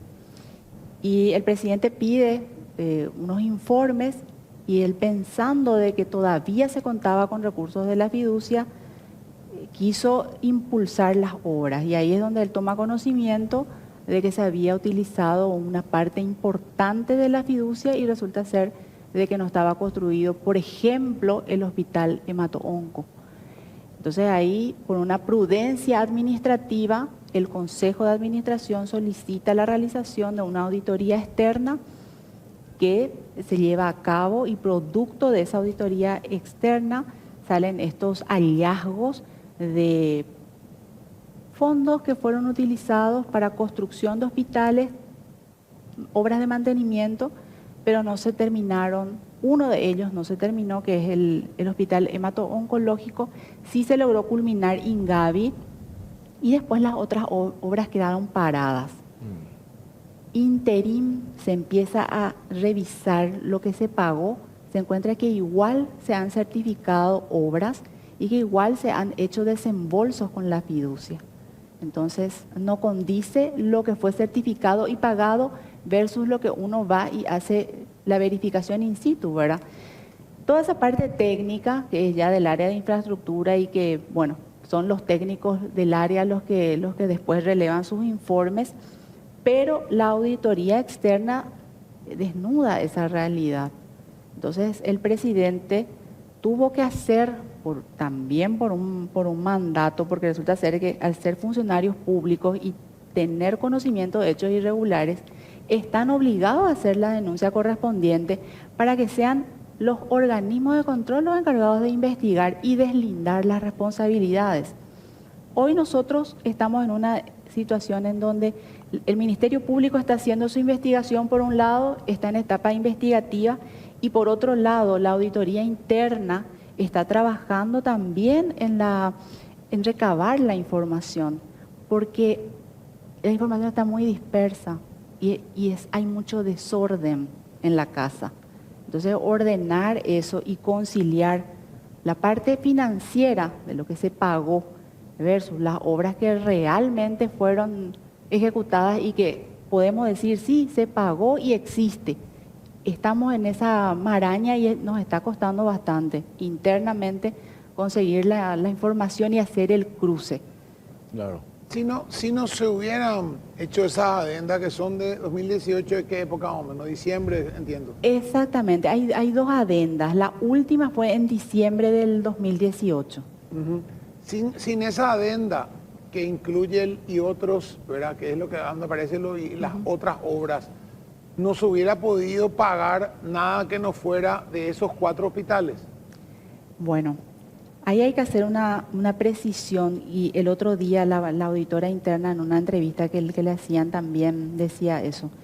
El contrato original ya tenía incluido otros centros de salud, pero nunca se le destinó ningún presupuesto. O sea, eso estuvo ahí pegado, parece ser de que se pensó en eso, pero no se puso montos. Sin embargo, las otras obras sí tenían montos. Y ahí es donde, por una cuestión lógica, tenemos que analizar que la prioridad era hacer las 4 obras primero, Claro. y después ocuparnos del resto. O sea, por algo esas obras en el inicio de la planificación ya tuvieron montos, o si no, no hubiesen tenido y se hubiese puesto el monto total ahí debajo y después se iba viendo cómo saltaba. O sea, hay un desorden administrativo y ahí es donde se tienen que deslindar responsabilidades, porque justamente el objeto de la fiducia era cumplir un objetivo y se cumplió a medias, porque solo el hospital Ingavi está terminado. Después las otras obras están a medias y Hemato Onco tiene un avance, pero muy poco. El otro día yo estaba averiguando con la gente de infraestructura y me decía, tiene un avance del 19%, pero sin embargo figura que se hizo depósito, o sea que se pagó, que se certificó algo. ¿Y dónde está eso? ¿En qué fue ese? ¿Dónde fue ese dinero? Esa es la gran interrogante que ahora tenemos y que apelamos a que los organismos de control hagan su trabajo de manera que se puedan encontrar los responsables. Ahí nomás también, doctora, en medio de esta que yo digo, que usted explica así con tanta serenidad y claridad, en esta campaña de desinformación, y veía la semana pasada, un medio decía, entre el 2017 y el 2018, el actual presidente del IPS, el doctor Jorge Brites, era creo que miembro, era jefe de gabinete, no sé, creo que cargo Miembro del Consejo. miembro del consejo, y él autorizó los desembolsos. Y sí, pasa que entre el 2017 y el 2018 no había objeciones, porque se estaba cumpliendo la naturaleza de lo que figuraba en el contrato de fideicomiso, expresamente los 4 hospitales, o por lo menos se estaban haciendo parte de los 4 hospitales señalados en el contrato. Después, en diciembre del 2018, es donde empieza, como usted dice, a desvirtuarse esto. Y ahí es donde generan dudas, pero no por una cuestión de caprichos políticos o de guerras de sectores empresariales. Hay hechos objetivos, y un hecho objetivo es que el hospital hemato-oncológico no está. Y el otro hecho objetivo es este informe final de auditoría, de la auditoría interna del IPS, que decide de manera aleatoria de 40 licitaciones y otros para obras de mantenimiento, audita 2 licitaciones. Y ahí encuentran 21 inconsistencias. Es un hecho objetivo. Hacen la verificación in situ y no encuentran lo que figura en los papeles. Entonces, eso es lo que también hay que explicar para entender quiénes fueron los responsables de haber desvirtuado la naturaleza del contrato original de fideicomisos, porque usted dijo tuvo fuerza de ley porque se modificó la parte de la carta orgánica del IPS. Así mismo. Entonces, para convencerle a la clase política que levanten la mano y aprueben esto, era con la justificación de hacer los 4 hospitales, que estaban presupuestados incluso. Es que justamente para el IPS esa ley era vital, porque haciendo un recuento de lo que pasó y por qué llegamos a ese escenario en el 2016 y 2017, es porque justamente en aquella época IPS vivía una crisis similar a la de ahora.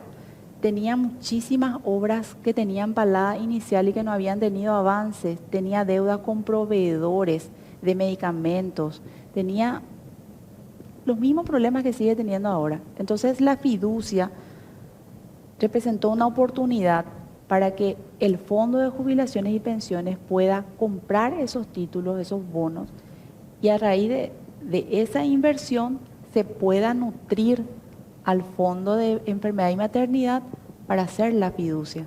Por eso que hay que, con mucha cautela y con mucho cuidado, porque La fiducia es una figura legal. Lastimosamente aquí las personas que tenían que hacer el trabajo y controlar, hubo una falla humana.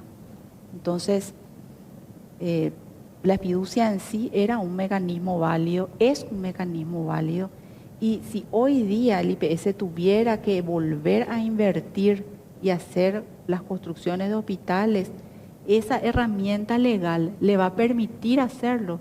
Porque si sale y pide crédito, fue el otro día cuando estuvimos en el Congreso, los diputados nos dijeron, ¿por qué IPS cuando pide préstamo a los bancos le sale tan caro?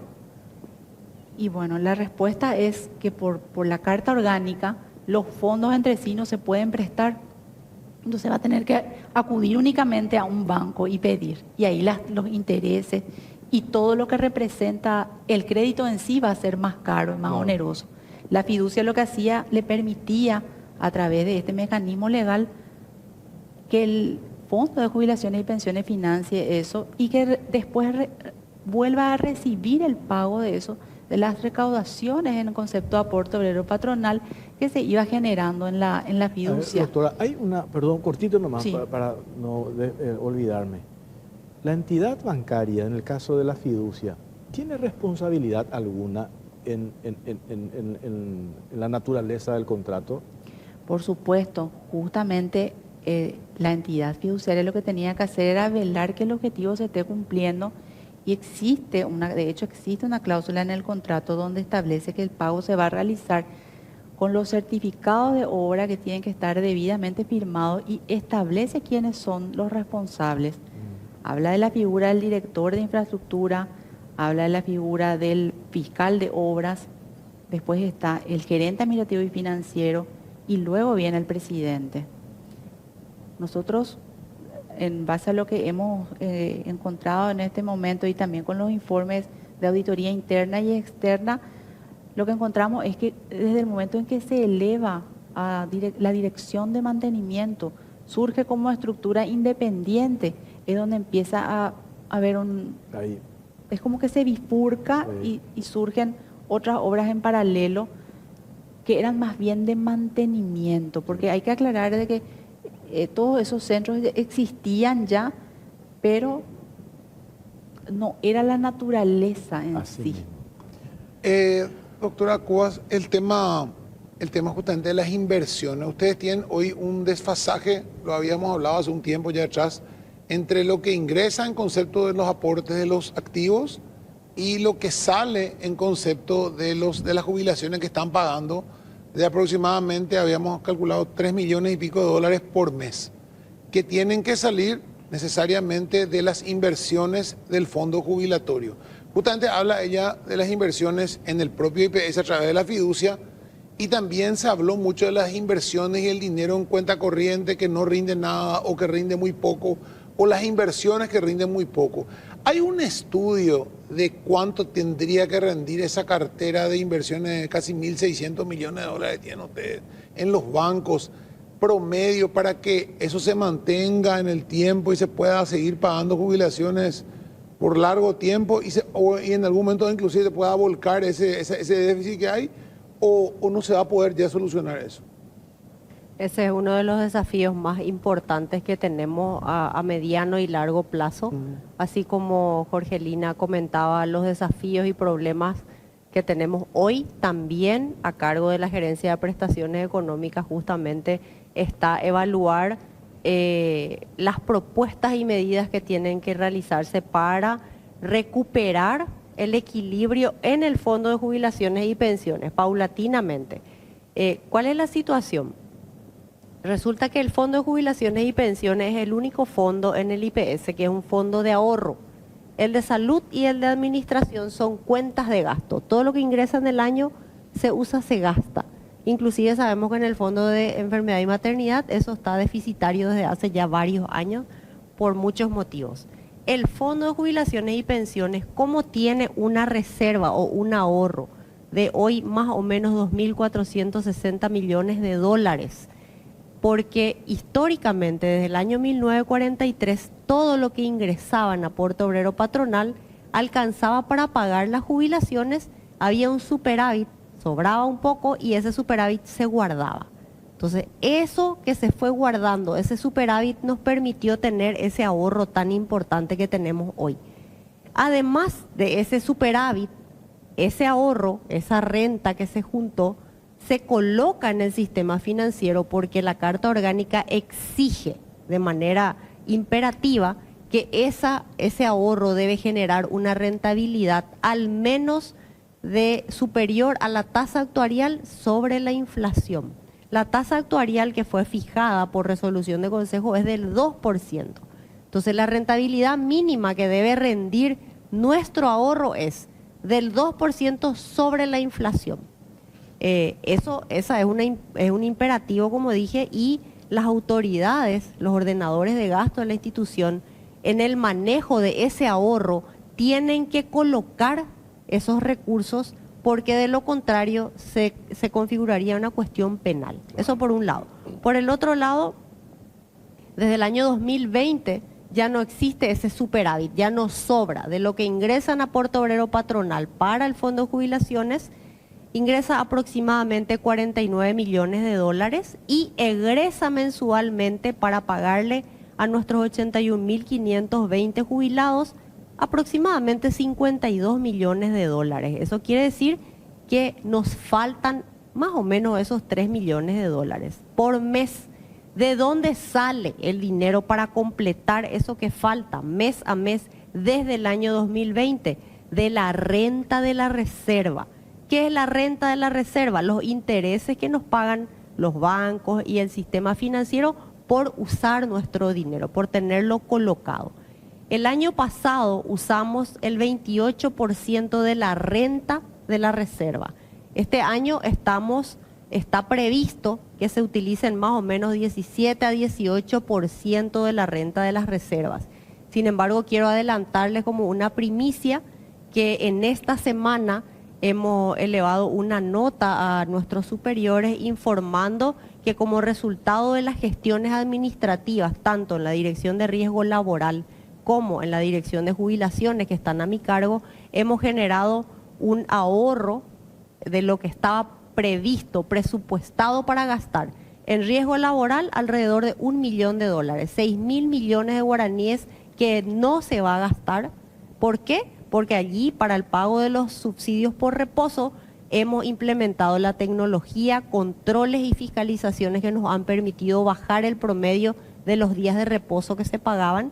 Y en jubilaciones y pensiones hemos impulsado algunas medidas administrativas que implicaron dejar de pagar beneficios que no tenían una fuente de financiamiento, como la revocación de ciertos actos administrativos y también otros controles que hemos implementado. Con eso tenemos previsto que más o menos 222.000 millones de guaraníes del Fondo de Jubilaciones no se va a ejecutar este año y hemos sugerido que eso sea puesto a disposición de los jubilados y pensionados para que sea aplicado en préstamos a ese sector, en razón de que esa es una de las herramientas financieras que nos genera mayor rentabilidad para nuestros fondos de jubilaciones y pensiones.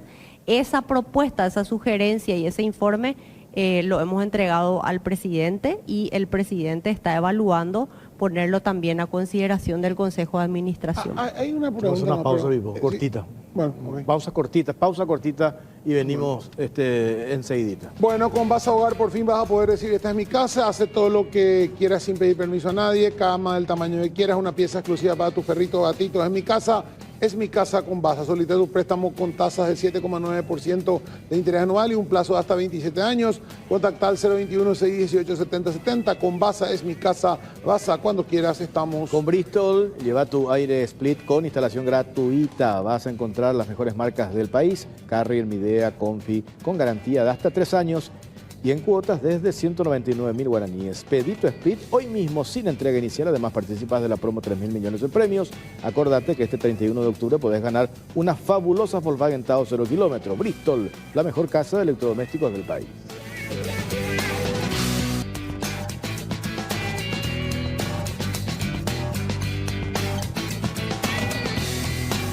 Penúltimo bloque en Cara o Cruz. Estamos por Canal 13, por Unicanal. Yo le quería preguntar a la doctora. Simplemente ella habla de los préstamos y vi que eran cuando casi 800 millones de dólares había, pues, o me estoy equivocando el número, en el balance que vi eran o 600 millones de préstamos de la caja, de préstamos a los jubilados, algo así.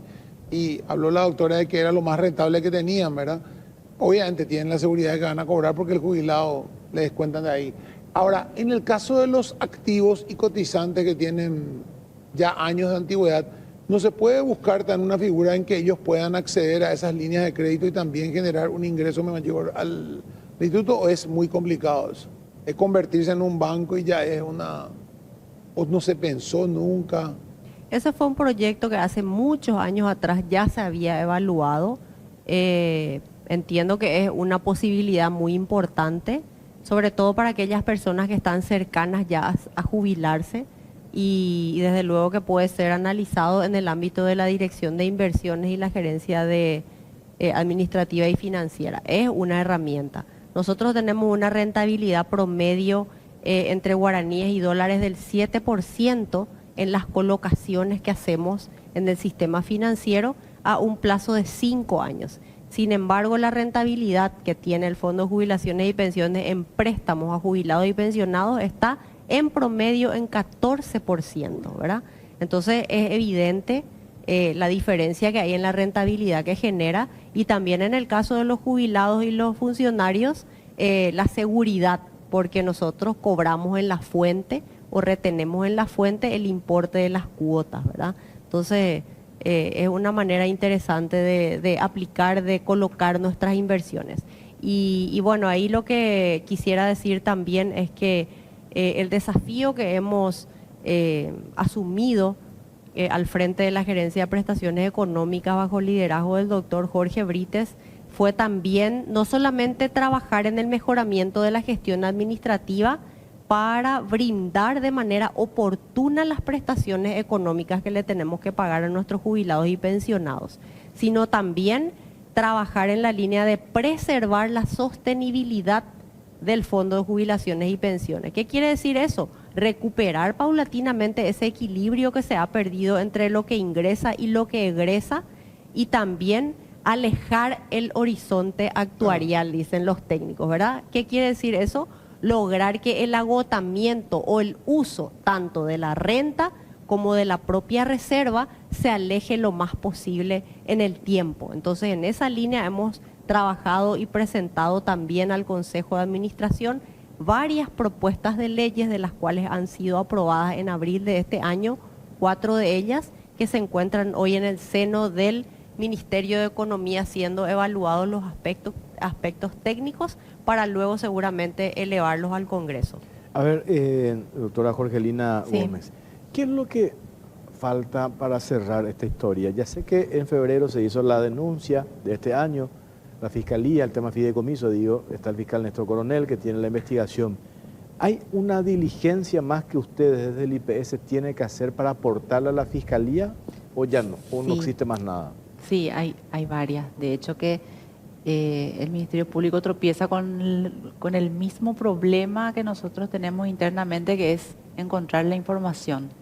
Hay varios pedidos y la auditoría interna está coadyuvando porque está recabando toda la información que va a ser insumo después para la carpeta fiscal. Está en etapa investigativa, Jorge, el tema en la Fiscalía, y lo que falta es la documentación que avala esas firmas que están en los certificados de obra, y también hacer el cruce, la trazabilidad de lo que efectivamente se pagó versus lo que efectivamente existe.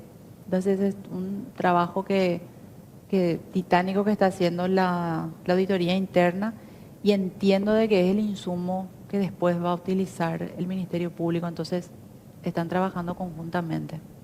La directora de auditoría nos decía el otro día en otros espacios periodísticos, por un lado se hizo la auditoría sobre estas 2 licitaciones, y ahí es donde saltan las obras fantasmas y un perjuicio de 1.600. Algunos decían, pero de 1.600 es nada frente a 828 mil millones. Claro, eran 2 licitaciones, no las 40. Así mismo. Después se hace de manera aleatoria, ¿verdad? Y promediando ella te da un monto.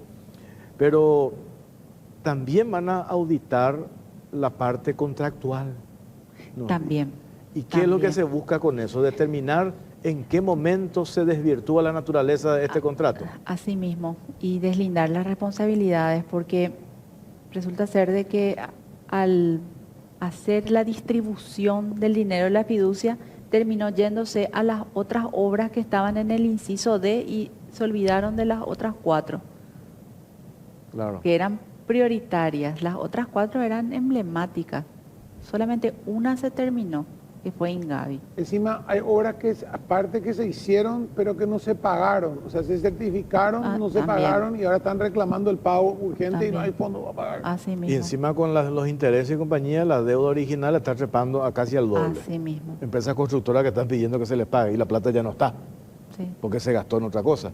Entonces ahí es donde decimos que hay un grado de responsabilidad que ya en el ámbito de la justicia se tiene que determinar. Y ahí es donde se pide también un poco de celeridad, porque de lo contrario, hoy cuando se reduce esto a un problema político o empresarial nomás, dejamos de lado la cuestión de fondo. ¿Cuál es la cuestión de fondo? Hoy no tenés el hemato oncológico. Y yo vengo repitiendo desde hace rato. El viceministro de Salud, García, nos dijo el 30% de los asegurados del IPS que van al INCAM, o sea, las personas que van al INCAM, 30% son asegurados del IPS. Si nosotros teníamos el hemato oncológico, íbamos a descomprimir el INCAM y nos íbamos a tener el problema que hoy tenemos en el INCAM, que conocemos de memoria cuáles son los problemas allí. Por eso, en el 2017, cuando explica Benigno en la semana, Benigno López, el expresidente del IPS, explica muy bien la cronología de los hechos. Y claro, esto arrancó en el gobierno antes de Abdo, en el gobierno de Cartes, y con un propósito de construir estos 4 hospitales. ¿Dónde se desvirtúan? Cuando se hace la adenda y se deja de lado la naturaleza del contrato original, que eran estos 4 hospitales. Y ahí es donde empieza, que ya se pierde, me parece, 40 licitaciones. Sí.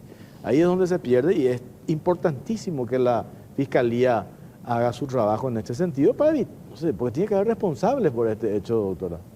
Totalmente, totalmente. Y de hecho la instrucción del Consejo de Administración es justamente investigar todo esto internamente. Se sigue haciendo ese trabajo de buscar la documentación y de encontrar a esos responsables. Ese es el objetivo, saber qué pasó y que se puedan deslindar las responsabilidades. Así es. Doctora, le agradecemos su tiempo, ¿sí? Muchas gracias. Gracias a ustedes. Doctora Vanessa Cubas, nos hablamos de necesitamos, este año sale lo de las reformas, las 4 reformas, este año sale. Tiene que salir, ¿verdad? Pues ya, Esperamos, necesitamos.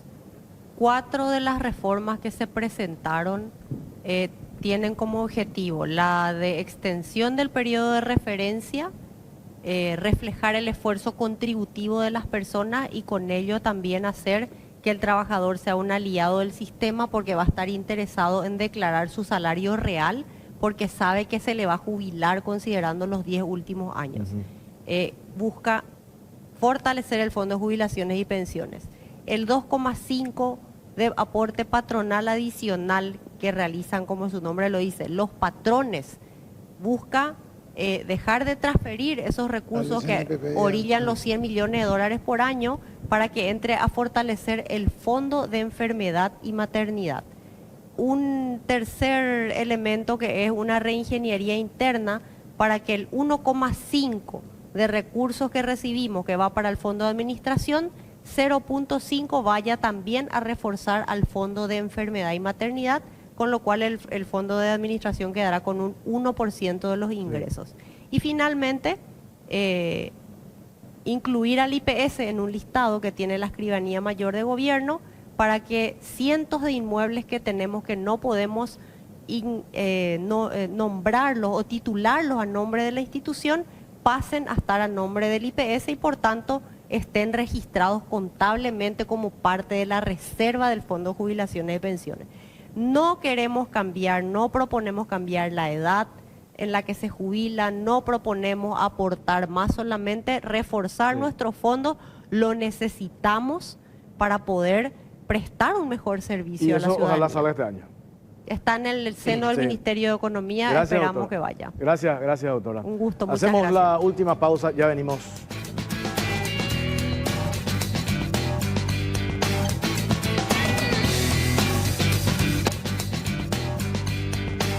Bueno, último bloque, nos vamos, Jorge. Antes hablar hay un sello para cada momento, están los más esperados, como el sello de pagado de esa última de tu gota de vías. Pero cuando hablamos de protección, todos tenemos un sello de calidad y es el sello de Capaclor. Búscalo en cloros y lavandinas y asegúrate de desinfectar todo al 100%. Capaclor, un sello de garantía de calidad. Bueno, y agradezco como cada domingo a Gilardini por la camisa o el saco que tengo esta noche. Muchas gracias a Gilardini. Nos vamos, Pipo. Ojalá que en la semana uno espera, de todo esto que hablamos, sobre el tema IPS, acá no hay una guerra. Yo siempre, esta semana o la semana pasada estábamos aclarando, no es una guerra contra alguien. En todo caso, la guerra es contra los corruptos que se chuparon la plata del IPS, Pipo.